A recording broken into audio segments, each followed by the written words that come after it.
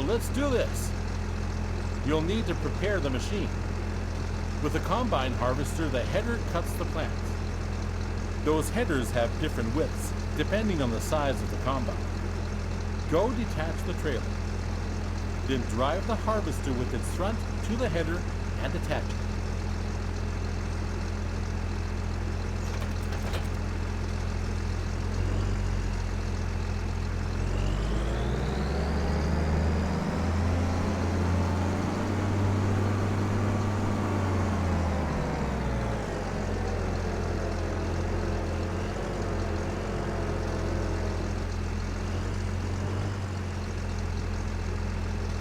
Good, you're almost set now. Before you can start harvesting, the grain tank needs to be unfolded. Do that and bring yourself into position on the field.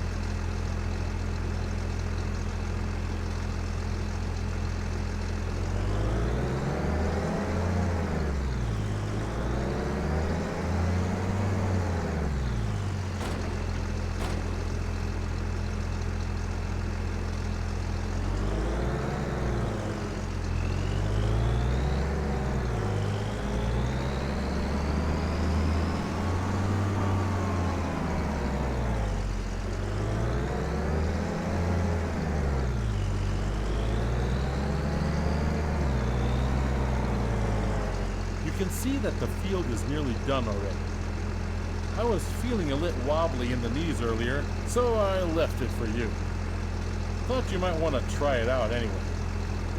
All you need to do is to steer the harvester into the field.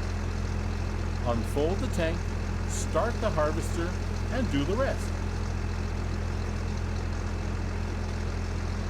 With a combine of this size, harvesting takes some time. But soon you will be able to buy a bigger one. Now go at it and show the crop who's the farmer.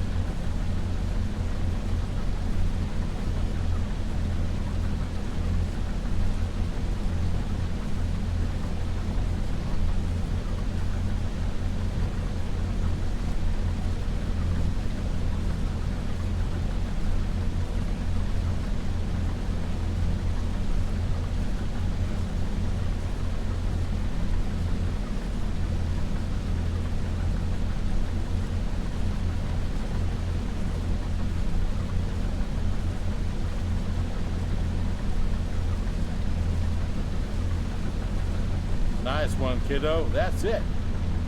You have my blood in your veins, after all. The harvester has a limited capacity to store the crop. Now we need to unload the wheat onto a trailer to sell it. Prepare your harvester for unloading by unfolding the pipe.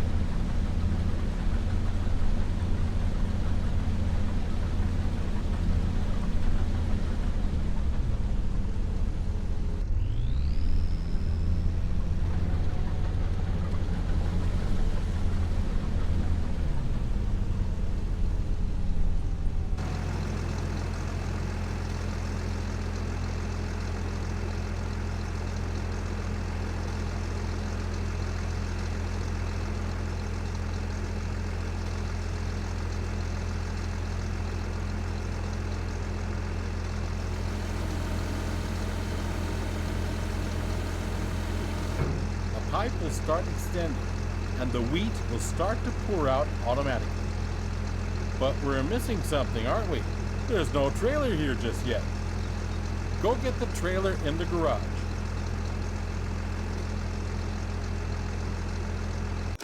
Come back to the field so we can unload.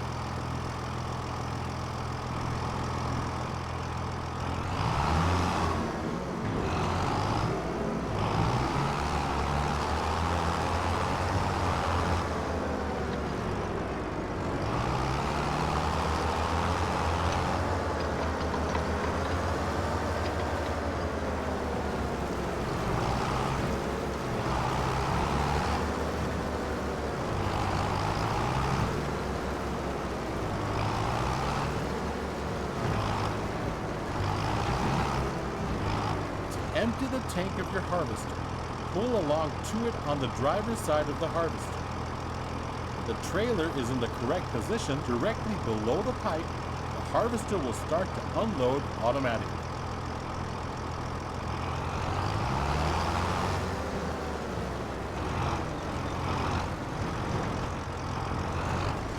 Neat, huh? Wait it out until it's unloaded.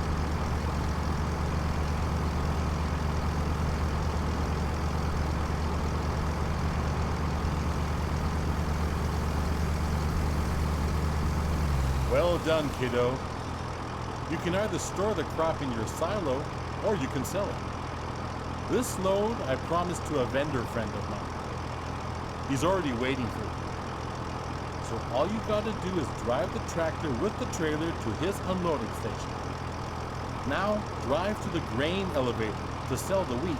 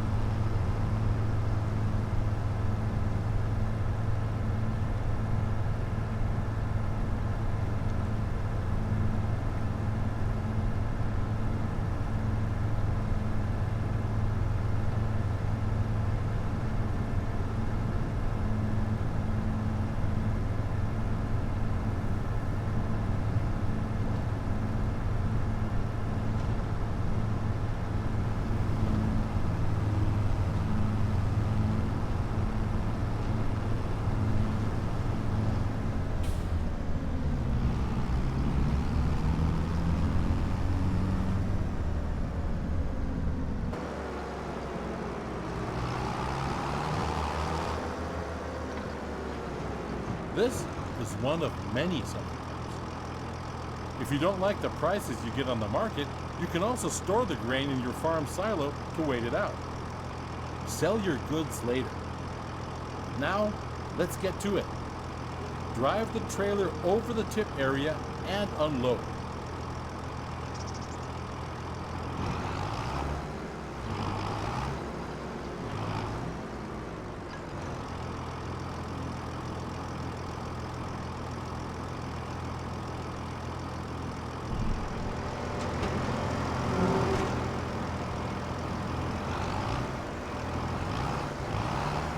Well done.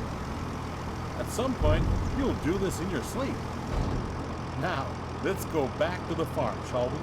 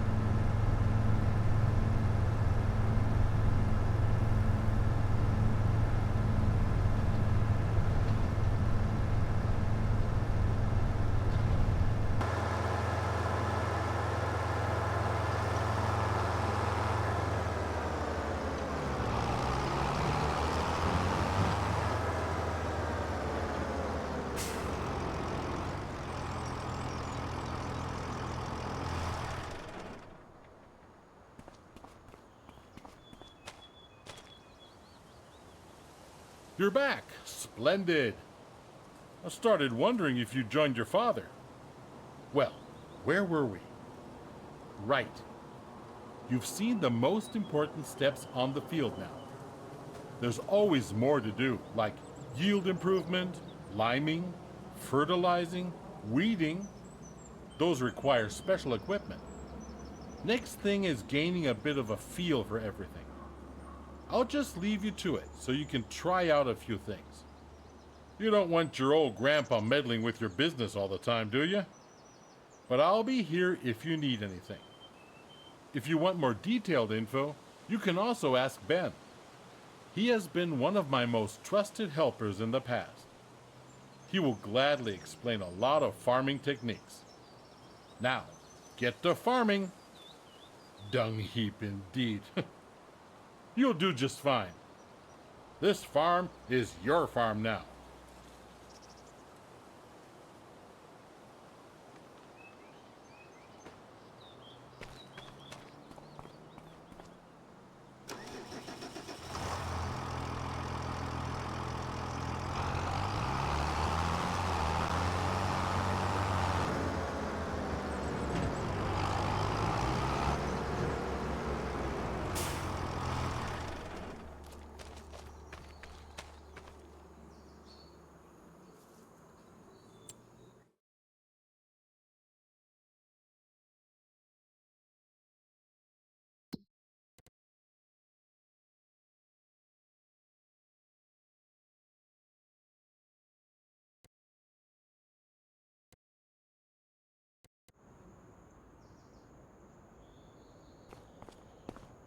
Look who we have here. Last time I saw you, you were playing in cow dung. Remember me? I'm Ben. Some call me by my nickname, Helper B. You know, I've been helping your old grandpa for well over 3 decades now. Walter hired me as a helper some 35 years ago. I was still fresh and couldn't drive a plow straight around the corner of an odd-shaped field. He showed me everything back then. It didn't take long before your grandparents couldn't live without me. He and his wife welcomed me to the family, and I became part of the farm. Did I want to run my own farm when I was young? Yes, I did. But that never happened. Doesn't matter, though. In a way, you could say I got stuck here. But I tell you what, that's the best thing that ever happened to me. I don't have to travel the world and reinvent myself all the time. That just sounds exhausting. Then you should do that. However, you're a farmer now. Don't drop your responsibilities. And you know, Walter has been a great boss and mentor to me. But let's get back to the present. I'm happy that you're here and taking over the farm. The last few months have been a challenge. I tell you that. Walter is getting older. He's tired. And had deep wrinkles on his forehead before you arrived. Even deeper than usual. And I'm not getting younger either. I avoid movement at all costs to protect my joints. However, since it was set in stone that you'd take over, his mood instantly turned around. Tell me, are you nervous about taking over? Don't be. You don't have to do it alone. There are people here who will help you. I remember my first day at the farm. I felt like a newborn calf, stumbling around aimlessly. But don't worry, we'll get you up to speed. This place may seem big and intimidating at first, but that's normal. Well, since your grandfather slowed down, he didn't really bother with the latest machines and did a lot of stuff, well, in an old school kind of way. That's probably why he sent you to me. I'm an avid reader of all those agricultural magazines, you know? Old, but still learning. However, if you need advice on livestock or forestry, you should talk to Katie and Noah, the local animal farmer and lumberjack. If you come to me, I can help you make sure everything grows well in the fields. As your grandpa always says, a watched crop never fails. Except if a twister hits. Happens. Whenever you need me, kid. See ya.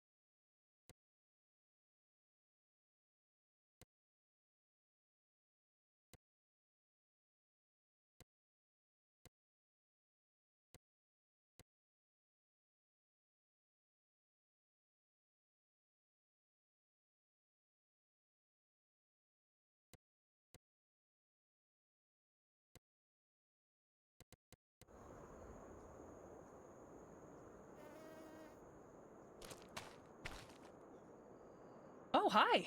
You're Walter's grandkid, aren't you? I'm Katie. Nice to meet you. I took over my parents' farm 4 years ago, continuing the family business after traveling the world as one does. But I'll tell you all about that another time. So what can I do for you? That's good. I specialize in livestock. We got chickens, cows, sheep, pigs, horses, even bees. Also our recent additions, goats and water buffaloes. It's quite an eclectic ensemble of creatures, if I can say so myself. If you want to dip your toes into animal husbandry, come to me. I'm not only dealing with the livestock, I can also give you important advice. I've been working with animals all my life, you see. Even when traveling the world, I occupied myself with the local fauna. And I collected some stories on the way, if you're interested sometime. That and some myths and legends. Maybe I should start a podcast. Anyway, I'm sure you and I have got stuff to do, animals to feed and so on. So don't let me keep you. I'm sure we'll have time to talk again.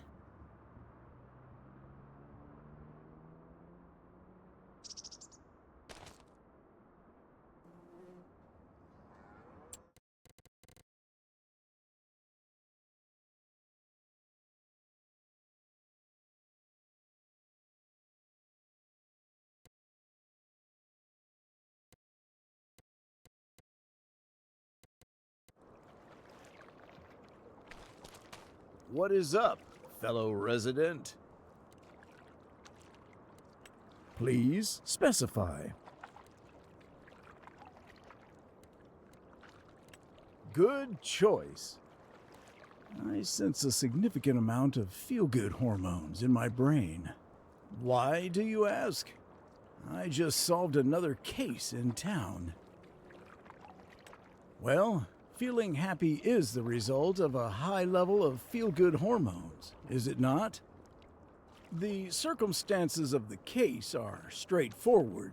A female individual prepared a strawberry cake and subsequently placed it on her windowsill to cool. So far, so stereotypical, the image of a classic romanticized baking process. But a few hours later, the cake tin was found empty. Raided. Sure enough, the local constabulary was called immediately. They only examined the kitchen and found a strawberry jam-infused fingerprint on the windowsill. After a few investigations and questioning, helper Ben was indicted because he was seen in the area. He denied everything. Still, that helper got himself stuck in some contradictions. Classic Ben. But was he actually the charlatan running around, devouring our cakes? As the police did not deem the case very important, it was closed. But Ben's reputation was still put into question. You know how fast word can travel in these parts. He asked me to prove his innocence as I observed the kerfuffle. I didn't feel like standing around and accepted the challenge to look into his case. Tell me, recruit, what would you have done next? Wrong. The police had already done that. We needed new evidence. As I own a standard detective kit, I took the fingerprint left at the scene. I stated that with confidence immediately. I have dossiers, including the... Now, the only thing left was finding out the identity of the actual culprit. Unlike the lazy constable, there were prints left on the ground. I didn't even need to measure the size or match the print. The delinquent had revealed themselves to me, hanging their head in shame, caught red-snouted with jam all over it. It was Bill, Katie's water buffalo. Ben was just there, helping to trim the hedges. He then crept up to the window. I informed the constable to clear Ben's name. They hung up on me in an instant. Nothing big to brag about. It does bring a cloud of... We apprehended the culprit and another innocent life.